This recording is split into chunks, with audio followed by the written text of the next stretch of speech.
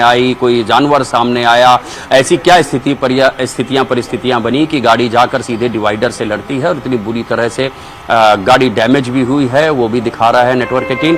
और अब ये बात सामने आई है कि दोनों ही शवों का, सोनू और अबान दोनों के शवों का डॉक्टर्स के पैनल से पोस्टमार्टम कराया जाएगा, पोस्टमार्टम की वीडियोग्राफी भी कराई जाएगी और ये कह दिया गया है कि ये जो क्रेटा गाड़ी है उसका टेक्निकल मुआयना कराया जाएगा, टेक्निकल ऑडिट कराया जाएगा, फॉरेंसिक मुआयना कराया जाएगा।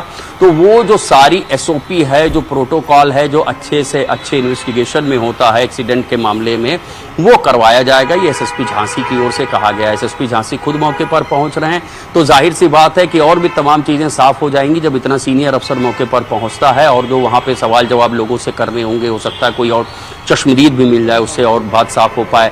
बात हाईवे की बताई जा रही है, पूंछ इलाका है झांसी का, पूंछ थाना क्षेत्र लगता है, तो वहां पर फुटेज भी निकल सकते हैं, सीसीटीवी फुटेज। तो कुछ अंदाजा जरूर लगेगा कि कितनी रफ्तार में ये कार थी और क्या सामने कोई वाहन आया या जानवर आया, ये तस्वीर भी और साफ हो सकेगी।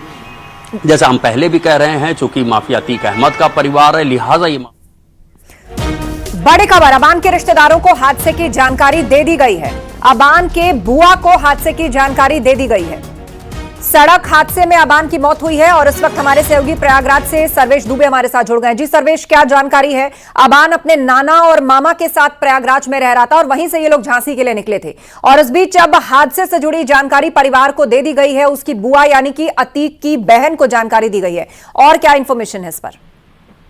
देखिए, अतीक की बहन को ही कस्टडी दी गई थी अजम और अबान की। उनको इस हादसे की सूचना दे दी गई है क्योंकि उन्हीं के साथ जो है परवीन कुरैशी नाम है, उन्हीं के साथ ये बच्चे रहते थे। अबान भी वहीं पर रहता था, उनको फिलहाल सूचना दे दी गई है। एक जानकारी न्यूज 18 के पास एक्सक्लूसिव आई है कि जिस गाड़ी का एक्सीडेंट हुआ है, क्रेटा कार से जिस कार से जा रहे थे, जिस कार का नंबर है UP 70 FW 2432, ये गाड़ी मोहम्मद जैद के नाम है और मोहम्मद जैद ही इस गाड़ी को चला रहा था। और ये 2021 की कार है जिसे खरीदा गया था। मोहम्मद जैद सन ऑफ जावेद अहमद और मोहसिनगंज के पते पर यह गाड़ी RTO प्रयागराज में रजिस्टर कराई गई थी। ये इसका सेकंड ओनर है। तो कुल मिलाकर जो है इस गाड़ी की डिटेल आई है। इस गाड़ी पर 16 चालान थे, 8 चालान जमा किए जबकि 8 चालान अभी बाकी थे। तो ये बात साफ हो गई कि जिस गाड़ी का एक्सीडेंट हुआ है, यह गाड़ी मोहम्मद जैद की थी और वही इस गाड़ी को ड्राइव कर रहा था। और चूंकि इस पर 16 चालान है तो इससे भी अंदाजा लगाया जा सकता है कि किस तरह से रफ ड्राइविंग इससे की जाती थी कि इतने चालान इसके के हुए थे, 8 चालान के भुगतान भी हुए थे। और कुल मिलाकर अब इस हादसे की जानकारी यहाँ पर आग की तरह पूरे शहर में फैल गई है। जो अतीक अहमद के करीबी हैं, रिश्तेदार हैं, उन सबको इस हादसे की जानकारी हो गई है। खुद अतीक अहमद की बहन यानी कि परवीन कुरैशी, जिन्हें अजम और अबान की बाल संरक्षण गृह के बाद उनकी कस्टडी सौंपी गई थी, उनको भी इस बात की जानकारी दे दी गई है। अब कुछ लोग यहाँ पर, और खुद जो है अतीक अहमद का जो चौथे नंबर का बेटा है, वो अब झांसी के लिए रवाना हो रहा है थोड़ी देर में, ऐसी बात पता चली है। और भी कुछ रिश्तेदार वहां पर जा सकते हैं, ये भी जानकारी मिल रही है। और यहाँ पर चारों ओर अब इस की खबर है। अब आगे क्योंकि पोस्टमार्टम झांसी मेडिकल कॉलेज में कराया जाना है, उसके बाद आगे की क्या प्रक्रिया होगी ये परिवार वाले अभी कोई जानकारी नहीं दे रहे हैं। लेकिन ये कि माना जा रहा है कि वहां से शव को लाकर यहीं पर अंतिम संस्कार भी करने की तैयारी होगी। जी बिल्कुल, तो यहीं पर ही अंतिम संस्कार करने की तैयारी होगी और उसकी बुआ को भी पूर्व में कस्टडी दी गई थी और अब एक बार फिर से इस पूरे मामले पर उन्हीं को जानकारी दी गई है और यहीं पर ही अंतिम संस्कार की तैयारी भी होगी, यानी कि प्रयागराज नहीं लाए जाएंगे शव। बिल्कुल, अतीक अहमद का जो पैतृक कब्रिस्तान है वो कसारी मसारी में है। यहीं पर 13 अप्रैल को इनकाउंटर में मारे गए असद का शव दफनाया गया था और उसके बाद 15 अप्रैल को जब पुलिस कस्टडी में अतीक अहमद और उसके भाई असद की हत्या हुई तो उन्हें भी कसारी मसारी के कब्रिस्तान में ही दफनाया गया। और अतीक अहमद के पिता फिरोज अहमद को और उनकी मां को भी इसी कब्रिस्तान में दफनाया गया। ये उनका पैतृक कब्रिस्तान है और बताया ये जा रहा है कि अबान के शव को भी पोस्टमार्टम के बाद प्रयागराज लाया जाएगा और कसारी मसारी के कब्रिस्तान में ही उसे सुपुर्दे खाक किया जाएगा। जी बिल्कुल, और एक बार फिर से रुक कर लेते हैं। हमारे सहयोगी ऋषभ मणि लगातार जुड़े हुए हैं हमारे साथ। ऋषभ मणि, पूरे परिवार से संबंधित बात हो रही थी, तो अब परिवार में पीछे कौन कौन रह गया है? देखिए, अब ऐसे अगर शाइस्ता की बात कर लें तो अतीक अहमद की पत्नी शाइस्ता अभी भी जिंदा है, लेकिन वो फरार है। उसको पुलिस तलाश रही है, एसटीएफ उसको तलाश रही, लेकिन शाइस्ता की कोई खोज खबर पुलिस या किसी अन्य एजेंसी के पास नहीं है। शाइस्ता को उमेश पाल का जो हत्याकांड है उसकी साजिश रचने का उसके ऊपर आरोप है, कई अन्य मुकदमे भी दर्ज हैं। ये बात भी सामने आती है कि अतीक अहमद जब साबरमती जेल चला गया था उसके बाद से उस पूरे गैंग को शाइस्ता ही चला रही थी। तमाम लोग जो उमेश पाल की हत्या से जुड़े हुए थे, चाहे वो असद हो, चाहे वो गुलाम हो, गुड्डू मुस्लिम हो, ये सभी लोग सीधे सीधे रिपोर्ट शाइस्ता को ही कर रहे थे और शाइस्ता उस हत्याकांड की साजिश रचने की एक अहम कड़ी थी। 3 लोग मारे गए थे, उमेश पाल मारा गया था, 2 सरकारी गनर मारे गए थे। एक बड़ा ऐसा हत्याकांड था जिसने सरकार को हिला दिया था, जिसके बाद खुद विधानसभा में सीएम योगी को यह कहना पड़ा था कि मिट्टी में मिला देंगे माफिया को। और उसके बाद असद और गुलाम एनकाउंटर में मारे जाते हैं और बाकी गुड्डू मुस्लिम वगैरह फरार भी उसमें चल रहे हैं, जो बड़े इनामी भी हैं। शाइस्ता भी उसी मामले में फरार चल रही है। तो परिवार की अगर हम बात करें तो अतीक की मौत हो चुकी है, उसके बड़े बेटे असद की मौत हो चुकी है, 2 और बेटे अली उमर हैं, वो दोनों जेल में हैं। ये दोनों ही बचे हुए थे जो जुड़वा बताए जाते हैं, एहसान और अबान। तो ये अबान की आज सड़क हादसे में मौत हुई। इसका जो जुड़वा भाई है वो प्रयागराज में है, वो रवाना हो रहा है झांसी के लिए। झांसी में पोस्टमार्टम कराने के बाद शव उसको सौंप दिया जाएगा। अब अगर अतीक अहमद की बात कर लें तो वो अतीक हो या उसका भाई अशरफ हो, अशरफ की पत्नी हो, तो अतीक और अशरफ मारे जा चुके हैं। अशरफ का भी अच्छा खासा आपराधिक इतिहास है। अतीक अहमद के ऊपर तो 101 मुकदमे दर्ज। मैं बताना चाहूंगा, अतीक अहमद वो पहला शख्स है, जब गैंगस्टर एक्ट उत्तर प्रदेश में लागू हुआ तो गैंगस्टर एक्ट का पहला मुकदमा अतीक अहमद के खिलाफ ही दर्ज हुआ था। तो अतीक अहमद वो अपराधी, वो माफिया था जिसके खिलाफ 101 मुकदमे दर्ज थे। करीब 20 मुकदमे अशरफ के ऊपर भी दर्ज थे, जिसमें विधायक राजू पाल की हत्याकांड का मामला भी शामिल है।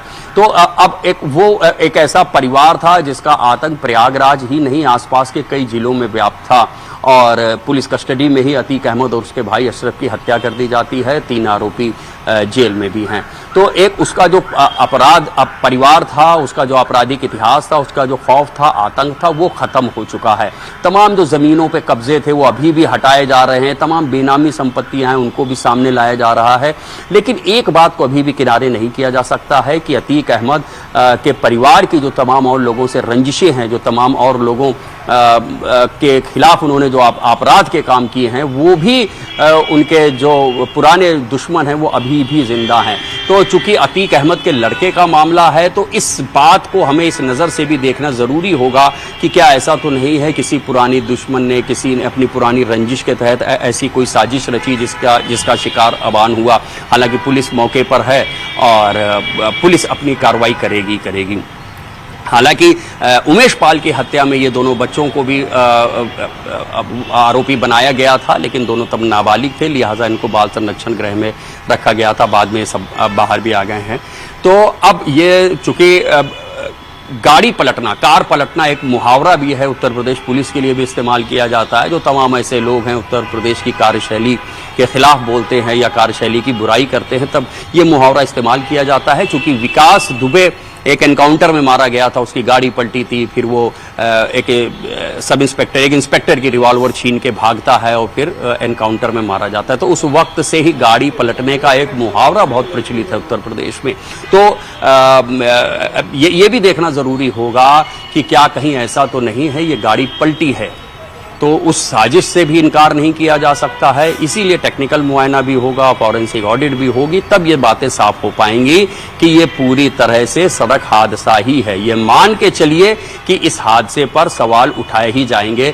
जैसे मुख्तार अंसारी की बांदा जेल में मौत होती है और वो मामला सुप्रीम कोर्ट तक चल रहा है और तमाम इस तरह के बयान सामने आते हैं कि उसको सुपुर्दे खाक करने से पहले भी इस तरह से कुछ किया गया है, कुछ केमिकल्स का इस्तेमाल किया गया है कि कई बरस बाद भी अगर उस शव को निकाला जाएगा तो अगर कुछ गड़बड़ हुई होगी तो उसके सबूत भी मिल सकते हैं।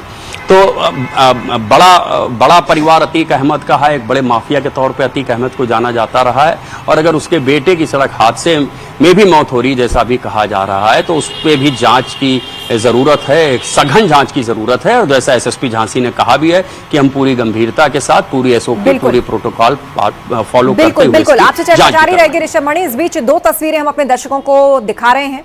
अबान की मौत, उसकी तस्वीर आप देख रहे हैं एक तरफ, और दूसरी तरफ 13 अप्रैल 2023 को एक भाई की एनकाउंटर में मौत हुई थी।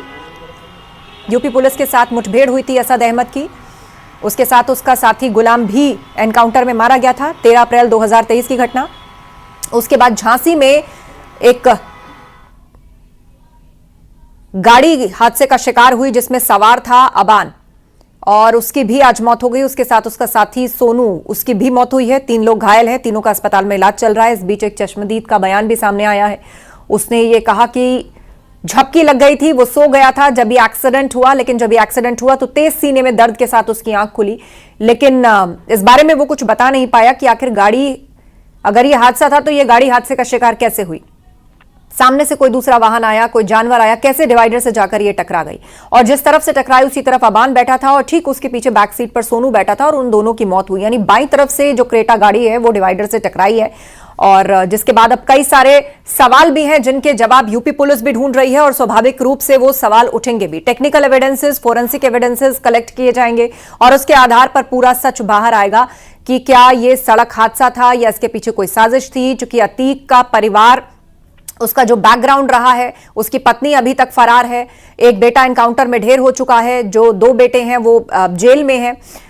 जिस तरह के कारोबार में वो था, बहुत सारी रंजिशें भी थीं। इसके अलावा परिवार का खुद का एक बड़ा आपराधिक बैकग्राउंड बताया जाता है। तो ऐसे में इसके पीछे क्या कोई साजिश हो सकती है या सिर्फ ये एक दुर्घटना ही थी, उस सबसे पर्दा तभी उठेगा जब फोरेंसिक जांच और टेक्निकल जांच पूरी हो जाएगी। तो दूसरी तरफ आप देख रहे हैं सड़क हादसे में मौत हो गई है। पहली तस्वीर झांसी मेडिकल कॉलेज में पोस्टमार्टम होगा, और दूसरी तस्वीर 13 अप्रैल 2023 की आपको दिखा रहे हैं जब असद की मौत हुई थी और उसका साथी गुलाम भी एनकाउंटर में मारा गया था। दोनों का एनकाउंटर हुआ था। ये दोनों बाइक पर बैठकर भाग रहे थे और यूपी पुलिस पर फायरिंग की थी। जवाबी फायरिंग में दोनों की मौत हो गई थी।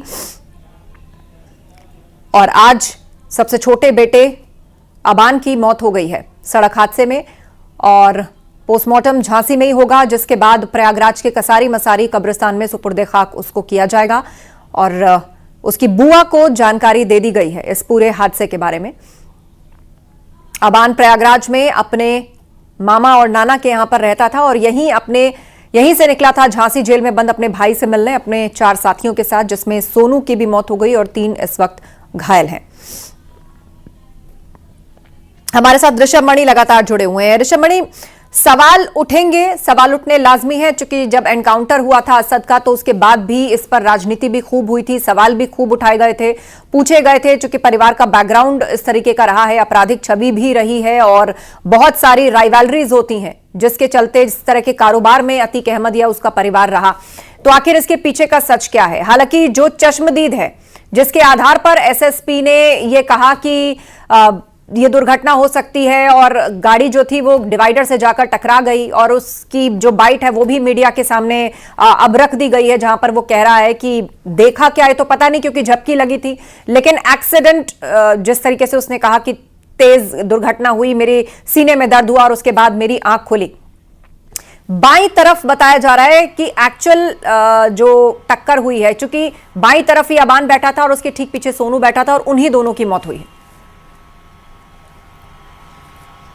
देखिए, जैसा मैं पहले भी कह रहा था कि टेक्निकल मुआयना होगा, फॉरेंसिक ऑडिट होगा तो तमाम बातें साफ हो जाएंगी। गाड़ी कितनी रफ्तार में थी, किस ओर जा रही थी, क्या जिस साइड पर चलना चाहिए था उसी साइड पर चल रही थी, या सीसीटीवी फुटेज देखा जा सकता है, क्या वाकई कोई जानवर आया तो कोई वाहन आया था जिससे बचाने के लिए गाड़ी को इस तरफ काटा गया कि सीधे डिवाइडर में जाकर लड़ी।